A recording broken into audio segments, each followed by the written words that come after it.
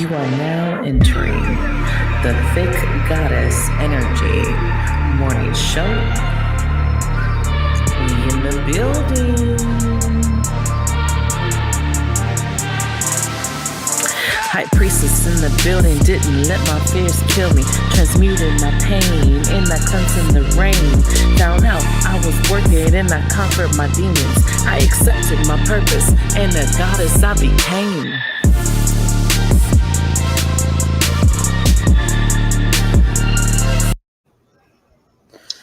And we're live.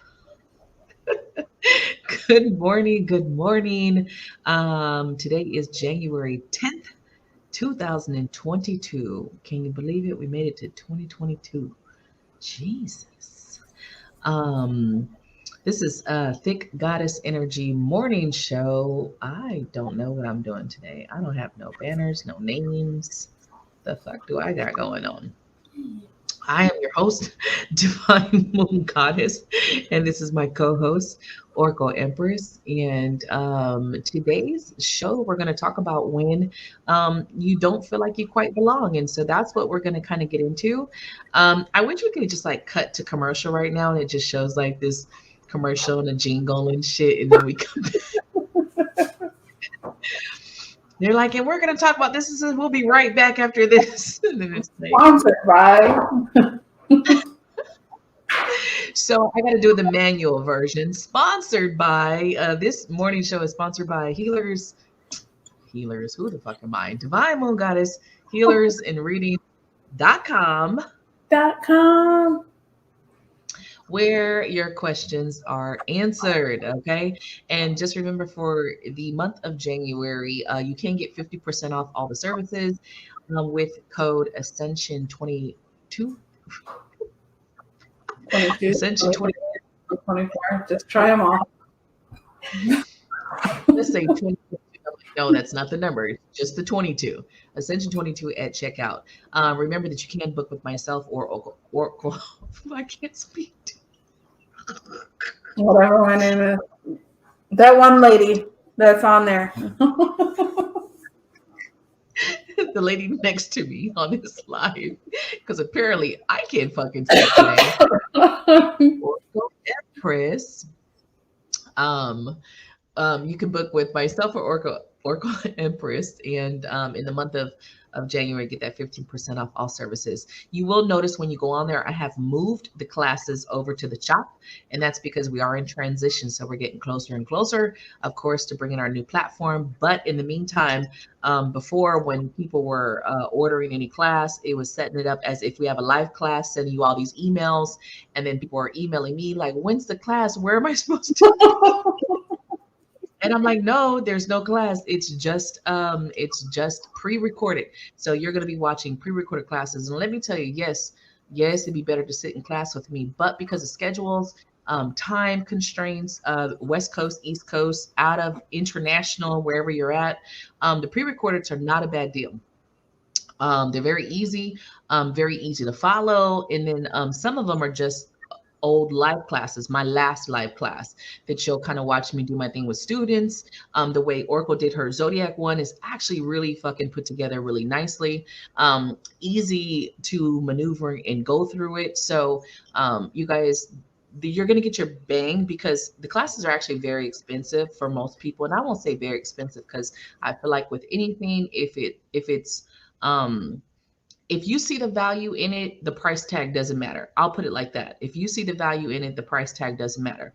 Yes, I wish that everything could be free and yada, yada, yada, but it just doesn't work like that. So again, for those of you looking into the classes, remember, tarot class right now, that's 13 classes, 125 for 13 classes, which is huge. Those classes are 2 to 3 hours each. Okay. A lot of information in those classes. The mediumship program is $50 for 6 classes. Okay. Those classes are about 2 hours a piece. Okay. And with the mediumship and the tarot, I will set up time for you guys to work with myself and anybody else who wants to volunteer out of my admin team. You know, I haven't told them yet. if they want to volunteer to assist. But I always find people who want to volunteer for mediumship. There's all I have to do is post, say, hey, who wants a free reading? You know what I mean? And we have volunteers for mediumship. Okay? So no one ever says no to free shit. I'm just gonna tell you that. No one will ever say, I don't want a free reading. All we got to do is post. There's like 80 people that will fucking comment real quick. Yeah. The beauty of I will tell you the beauty of the tarot class and the mediumship class is that you actually, because I have a group, right? I'm an owner of a group. You actually have a place where you can do an internship. And that's what I call it, is an internship. You actually can come and yes, what is internship? Yeah, you're not making no money. You're free, right? But that's an internship. But to come and brush those skills to practice inside the tribe. So that's the good thing with those two. The other parts of the classes, of course, we have the zodiac, which is getting deeper into the astrology. I want to say it's 7 classes for 45, but 7. that is a getting deeper. It's not just about your sun sign, it's about understanding the zodiac further past your sun sign. Okay. We have one chakras, to get to know your chakras. If you want to get into energy, your main chakras, it's not all of them, it's the main 7. That one, I believe, is 5 classes.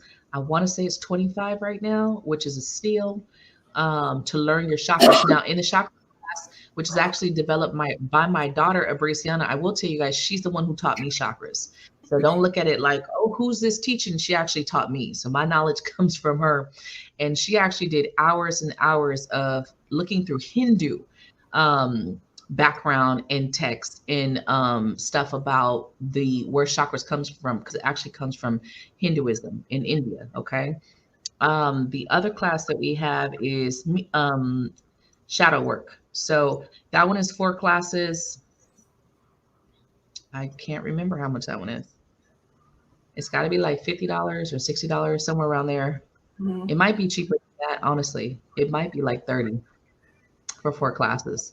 But same thing, that one's going to be pre-recorded, the last class, which not only shows you tips of how to work with your shadow, but it shows you also how to love yourself and things that you need to do in the process of doing shadow work. Everyone jumps on shadow work and not really understanding the effects that shadow work can bring by opening up some of these doors, and you're not ready to see your darkness. Because remember, shadow is about the shit that we hate about ourselves. And if you've been running from that piece of you, then you're not going to be so holly jolly to fucking combat or be face to face with your demons. It's basically about opening the door to your demons and starting to not fight them and combat them and kill them, but start to love them. All right, that's the biggest thing. So classes definitely all on sale. I don't know that they'll be cheaper than what they are. I don't know that the prices will still be the same for next month, you guys. I kind of go month by month and kind of look at what we're doing and see if I can extend the deals. I will, as we're in transition. As soon as I have more information about the new platform, I will tell you guys. I'm very excited about it, getting more excited as the days go by. It just feels like, oh yes. So I spent enough time talking about that, right? What else? Moon Club. I'm sorry, you guys. Look, the moon box. Yes, we got to get back on the moon box. We have a raffle going on for moon box. We will do a live later on tonight. It'll probably be late night live tonight, because I do have class tonight, or maybe earlier in the day or somewhere. We'll try to work it out. But if you guys, I'm like, what fucking day is it? Monday? I can't handle you recorded things because I'm looking at the clock and I'm like, you got class tonight? She's like, it's like, what the fuck is going on? So in this world, in the other reality that we're in right now, because we're in the future right now. Yeah. So we're in the future right now. We'll try to work it out because we're going to extend it for another 2 weeks. You guys, if you don't know what the moon box is, it is a box basically that is moon rituals. If you're into moon rituals, if you do moon rituals, it's a box that we basically created with, of course, hand products that Oracle has made, also products that we have searched high and low for and come together and put together. Oh, she's got it on deck. She's got it on deck. So there's the bigger one, which has a lot of goodies. And we'll do a live later so we can sit and show you all the stuff that's in it. And we were supposed to show you the actual box from the Moon Club. And then Right. there's the small. I can't remember the prices that you gave me.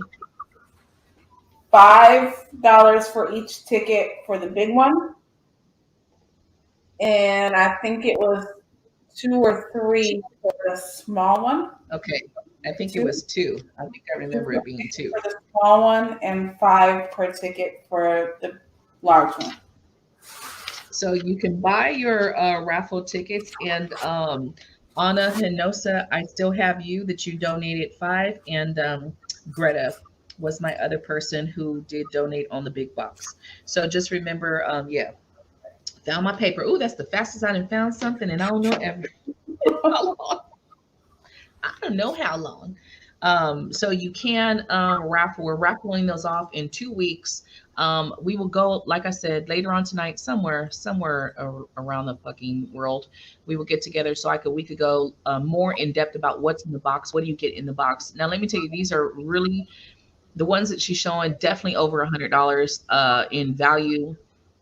We created these basically from the idea from our moon club, which is every full moon, new moon coming together to, it is a full moon ritual. It is a membership club.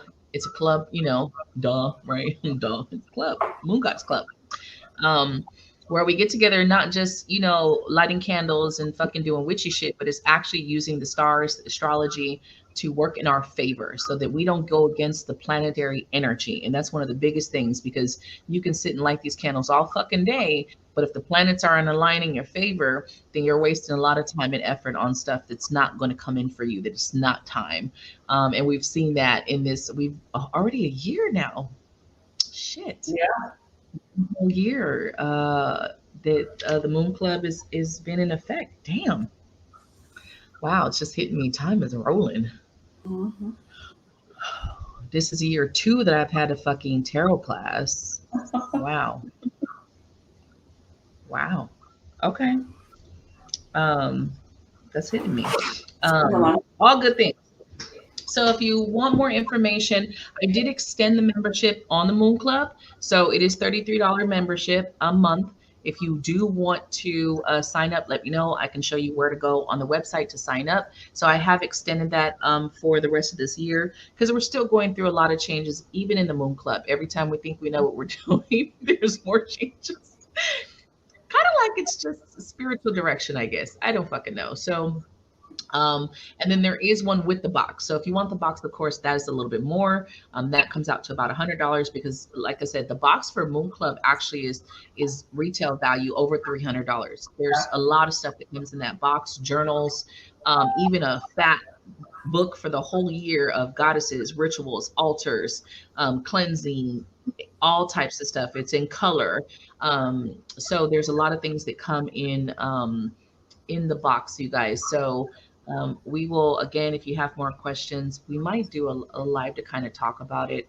Um, I know I'll probably do some more advertising and stuff about it, but I'll leave it at that. So let's get into it. Want to talk about when one of the biggest things I've noticed, and especially with a lot of clients, and I've felt this myself in my life, times where you're just feeling like, oh, and for the raffle donations, you guys could just use my payment information. If you already have it, it's probably somewhere around the PayPal, Cash App, and Venmo, or somewhere around here. So just use that.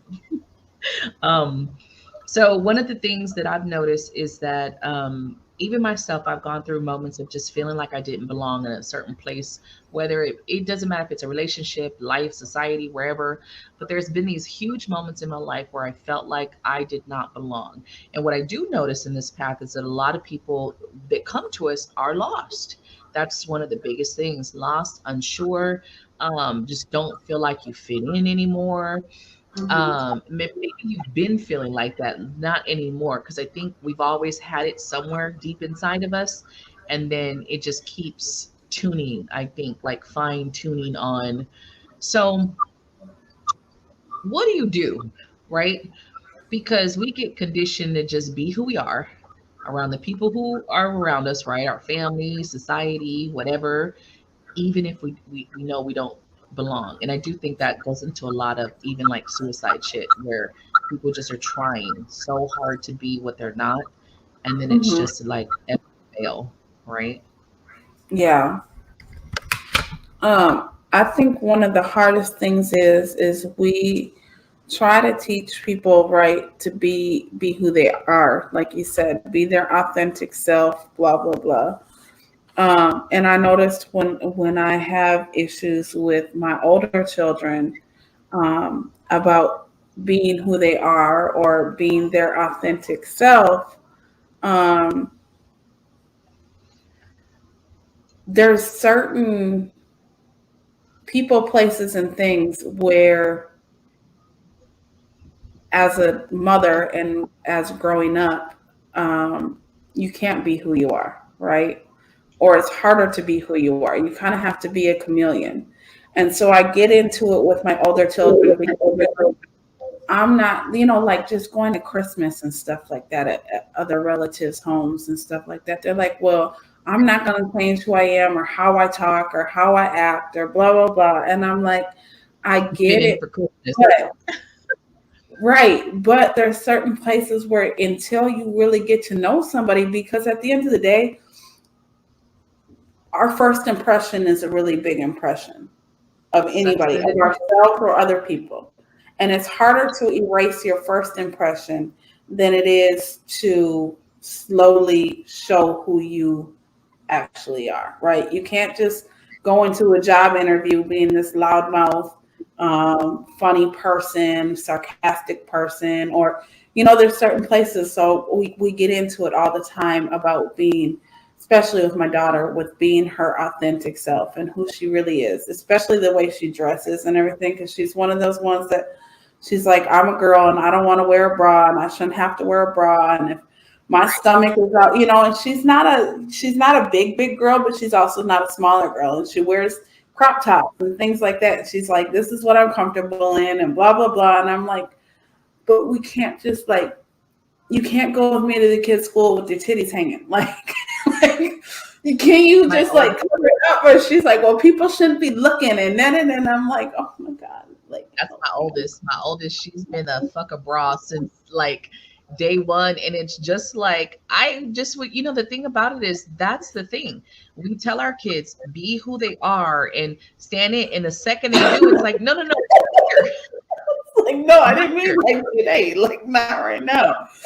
So And the it's sad part is people will look at you like, oh, you just think you're gonna come out here with no bra. And it's just like, honestly, why the fuck do we care? Like what the other oh, person, like, why do we even give a shit? yeah.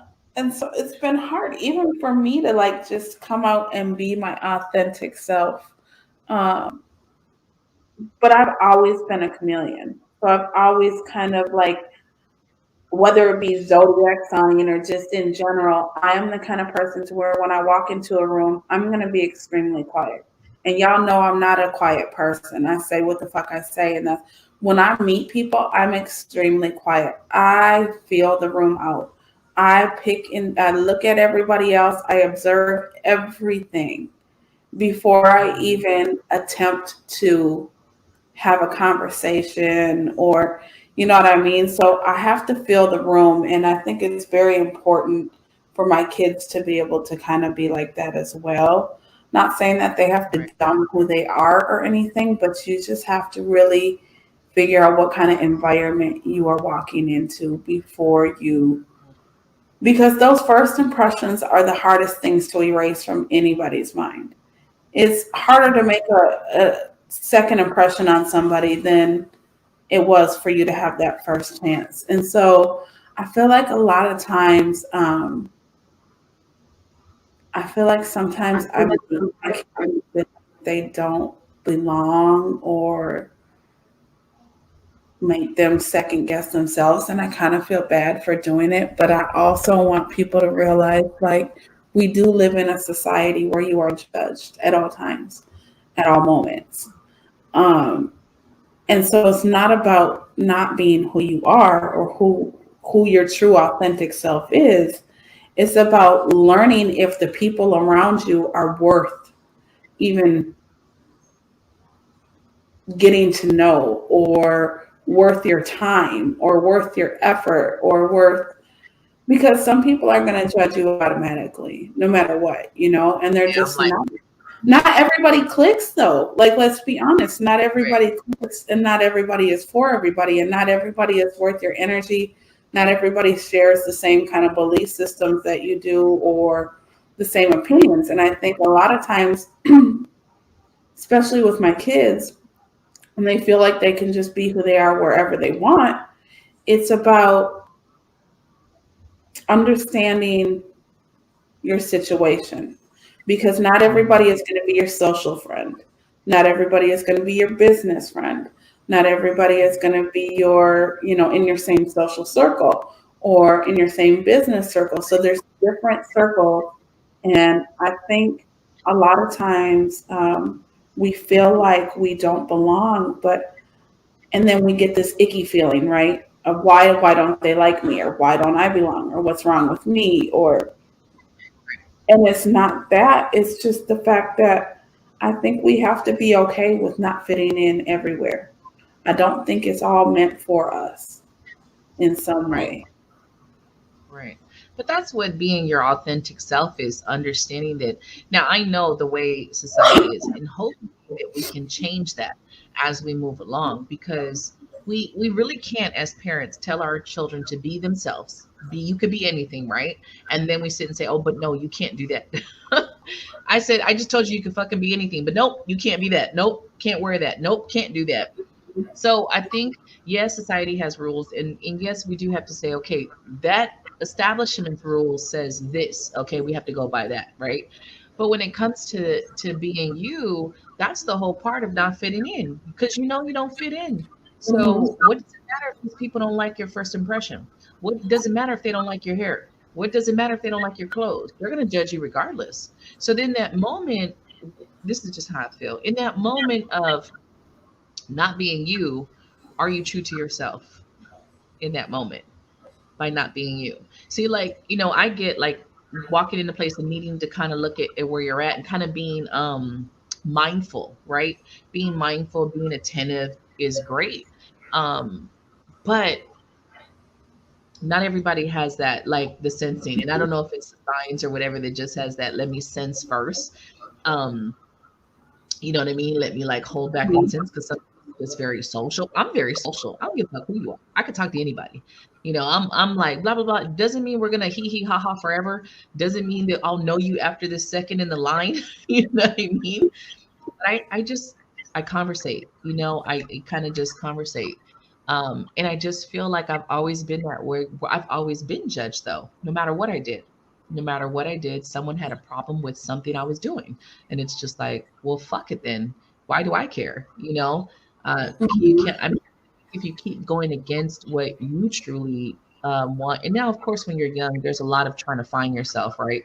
You're still trying to figure yourself out. You're trying to figure out where you belong, where people are telling you you belong. That's not where you feel like you want to be, but everybody's telling you that's where you need to be, or that's what your race is, or that's, you're a nerd, or you're this, or you're a jock, or you're, Mhm. whatever, right? So when you're young, there's a lot of like fucking confusion anyway. Like, no, I don't fit in this category. Like, why do they keep trying to push me to this fucking category? But then when you get older, it's kind of like now I can have a choice. Now I can say, all right, this is me. Love me or leave me. We say that, but do we mean it? We say it, but then it's just like, no, no, no. Because, I have my oldest, my goddaughter, she was very different in the way that she dressed. She was way out there. To me, I loved it. But her mom didn't like that oh so much. It was like, why are you wearing that? And that's weird because it looked different. She wasn't like dressing like all the normal kids. She liked way out. She liked old stuff, bohemian shit. You could tell her past life. She was in some fucking bohemian place where it's just like you could tell she just liked that stuff, and she would wear it like and love it. Um, and like my daughter, she's the same. She's like, why do I have to change? Why do I have to change for them? And I would be like, I get it. I get it, And the thing is, at the end of the day, if you don't like it, build a reality for yourself. Build a life for yourself. Build a place where, when I talk about building in employees and things like that, for me, there's a lot of shit where it just doesn't matter to me. A lot of those questions that these employers have, I wouldn't fucking ask them that shit, because most people, when you're going for a job, you're not they're like, the main question, why do you want to work for us? Because I fucking need money. Like, I wouldn't be here. I need to pay my bills. Why the fuck you want to ask me some stupid shit like that? Do I just look like I want to fucking, I've always wanted to fucking work for KFC? Like, since I was little, I had a dream of being the fucking fry cook. You know what I mean? Like, no child is saying that. Not to say it's a bad job, and I'm not downing anyone who's in that position, but some of the questions are just, I feel like, come on. Like, what can you bring here? Like, what can you bring to the company? Shit, nothing. I have nothing coming to this company. You know, I don't have a fucking social media group that's gonna come with me. I'm not fucking an A-lister celebrity. What the fuck are you asking me? Like, what can I bring? So I've just gone through these like moments of thinking like, this is the stupidest shit ever. Like, why? And in those moments, I would feel like I don't fucking belong because these questions are ridiculous. You know, even on the question, they give you like those surveys before. Would you ever steal something if you had the chance? Who the fuck would say yes to this shit? I used to, I used to answer those things so honestly, right? Oh my God. I did for a few times. I answered those so fucking honestly. When they still gave me the job, I was like, "Are y'all fucking nuts?" Like, I literally told you that if you give me a chance, I'm gonna steal your shit because I'm broke. Like, And I would just look at these questions like, I don't get it. Like, really? If someone's stealing, would you tell on them? You know what I mean? Most yeah, people are like, fuck them, because I still need to go home after work. I think I remember one of the questions was something like how honest of a world do you live in? What percentage of employees do you think would steal if they had the chance to steal? And I was like, fucking 87.5. Like, what do you No, mean? and it's horrible. I'm dead ass honest in it, because honestly, I've had many a times to steal from companies, and it's just like, no. Just like, I've always been the person I've who never finds stole somebody. money, but we got a lot of our silverware from Benihana. I'm just She's like, all right, I repent.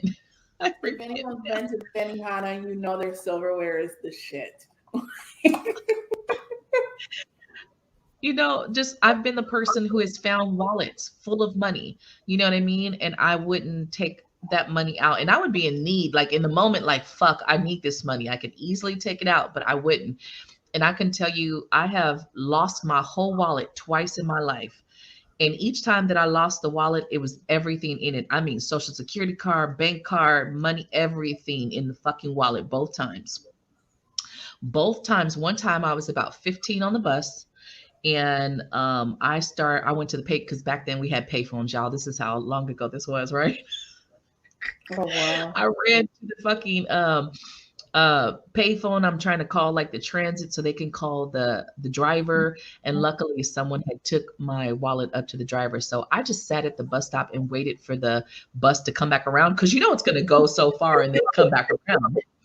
Girl, I waited for that fucking bus to come back around. I was just waiting patiently, like, please let him have my wallet. I have everything in there, like ID, because I was working. I was a working teen. So I had ID, social, birth certificate, every fucking thing in there. He had my wallet untouched, everything in there. Oh, Um, there was another time when my this first came out here, and I took her to Disney Springs. Now you've been to Disney Springs with me. How many fucking people are down there, right? I lost fucking parking lot, which had everything in it, cash, everything. And I was like, oh my God. And I'm like flipping my shit. And then they have this guest services place. I go to the guest services, someone turns in my wallet, everything intact, nothing's wrong with it. oh. Yeah, I'm a horrible employee. Because like I would take if I knew we didn't have tissue at home, I'd bring some tissue home.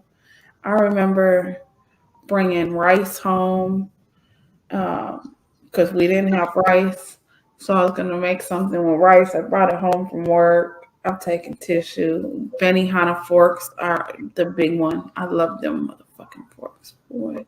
Yeah, no, no. I mean, I've had multiple opportunities, but it's like, yeah, no. No, you just, I always have had that deep down karmic energy that's always made me think. Now, I'm not gonna say I've never stolen in my life because I'd be lying, but the place of business is a little bit different, you know? Now, let me tell you, when I was at like fucking McDonald's and shit, was I eating fucking nuggets in the back? Hell yeah. Oh yeah, I've done that. I fucking making Tissue, sandwiches and shit. I think tissue is the biggest one. I think I brought home cleaning supplies too before, or like the spray bottles. Mm, yeah. But I just think, so sitting, even when it comes to like someone who's been to jail, right? Now, of course, would you think about it like, damn, this person has went to jail for embezzling or fucking stealing, right? And you're like, damn, do I really want to hire you, for my business? But when we say, okay, this person has went to jail, they've done their time, right? They've paid for that crime. And now when someone comes out, how many chances does this person actually get to work anywhere? Because the second you say you're a felon or something, you're no, No, nobody wants to fucking hire you. So I kind of feel no. like sometimes we're not living up to this whole you paid your price, now let you reform and get back to some type of normal life, right? Because that's what the law says. You pay your price, you go to jail, you do your time, you come out. I just feel like there's a lot of things that we push people. So then there you have someone in that that I don't feel like I belong. What do they do? Go back to jail because it's easier. I have a Mhm. bed. I know what the fuck I'm doing in there. I fit in perfectly because now I don't fit in real life. No one wants to hire me. No one wants to deal with me. You now cannot vote. You're stripped of all your rights, even though you did your time, even though you served your sentence. You can't fucking vote. That especially with the felony, right? You can't get a passport. You can't go see the world, even though you could serve your time. So there's some things that I think were kind of harsh, and we're telling people like, yeah, you could change, you could be who you are, but are we really supporting that in society? Hell no. We say be who you are, but the second a little boy grabs a dress, oh, it's fucking people flip their shits. Like my grandsons, they're my grandsons are kids. All they see is fucking toys, right? So we would crack up and laugh because we'd be in the toys, toy aisle, and they'll fucking grab a Barbie real quick and be playing with that shit. But for me, I never had a problem with it. But you could tell like their father had a big issue with playing with girls, toys, and that's little girl shit, that's boy shit. And I'm like, I kind of get it, but I don't. So what Mhm. if they are gay? You know what I mean? You're gonna beat it out of them? Like, what the fuck? That's where I start saying, what's the big deal? Even if this little boy decides to put on his heels. So, okay, so he's playing in fucking heels. I played in my daddy's shoes. Does that make me gay? Does that make me a horrible child? No, I just like putting his fucking shoes on and playing. Yeah, I think I think our fears as adults play into it too. And then we I do. create this energy for this little child that is like, what the fuck did I do wrong? I think it is. I think it's more of a fear for adults.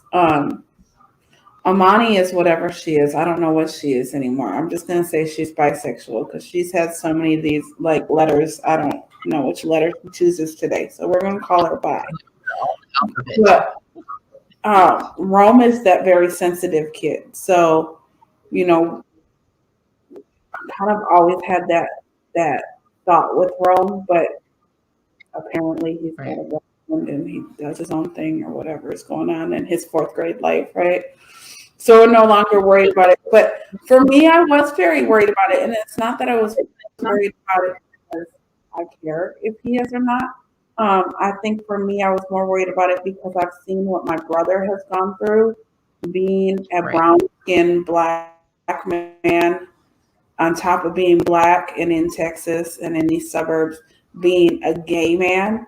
And so Right. that has always been, and my brother, he's not a he's just kind of, like, I don't know what to say. I don't want to say he's a normal gay person, but he doesn't like dress feminine or Like anything flam. like that. Yeah, Right. he's not like that. Um, but you can tell his personality kind of comes off very feminine. And so just growing up out here, the stories that I've heard about him being that young were not always the nicest stories, right? Of being in high school and things like that. And so for me, that was more of a fear of what if my child is, and then now has to, on top of being the minority, has to be the gay minority, right? And so Right. that has been a fear for myself. I think for some men, though, I think it is in some ways a homophobic fear, or even just Yeah. a fear of it's okay for other people, but it's not okay for mine. And Right. so But I feel like sometimes as parents, we feel like if we can change it, or we can stop it, or we can protect it from happening, right. that that's what we do, not understanding. And I don't think anyone really understands, because, you got people who say they're born, and then you got some people who say that an experience happened, and that's when they've decided Right. to do this, that, or the other. So I don't think Right. yet, I don't think we know the science behind it. I don't think anyone understands it fully, and they probably will understand a little more in the years to come. And I do feel like it can come from anywhere. I don't. Do feel like some Right. people probably are born. I feel like some people probably do have an experience. I feel like some people probably want an experience.